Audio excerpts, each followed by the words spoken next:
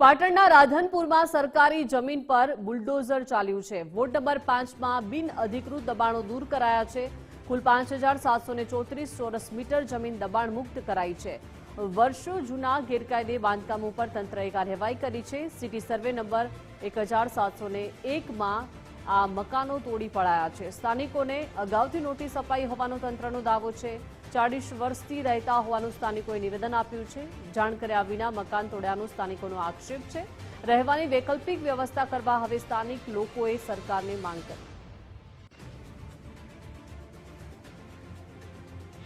એના પછી અમને આવે જાય એવું નહીં કે તમે ખાલી કરી નાખો ખાલી કરી અમે ખાલી કર્યું 4 મહિના પહેલા અમે ખાલી કરી નાખ્યું હતું। કોઈ આટલામાં આવ્યું નહીં। અમે 4 મહિના પછી કેટલું ભાડું ભરવાના ગરીબ માણસ ચાસી ભાડું ભરીને લાવે। પછી હવે પાછા અમે અહીંયા આવતા રહ્યા। હવે અમારું ભાડું આ જ્યાં સુધી લીટું અમારું ભલે જાતું પણ જ્યાં સુધી લીટા કરે એટલા સુધી જાવું જોઈએ જાવ। પછી અમારું આટલા સુધી ફૂલ ઢોજર એડા ઓલા સુધી લીટા હે ચમ નહીં જાતું અમારું વચમાસી લીધું હે। हमारे एक चम पाए होली माथा चम नहीं पड़तू।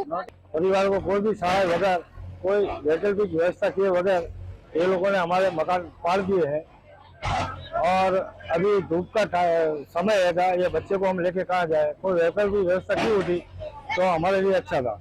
लेकिन इन्होंने क्या किया है, 2 नोटिस या 3 नोटिस बजा के सीधा डेमोलिशन का काम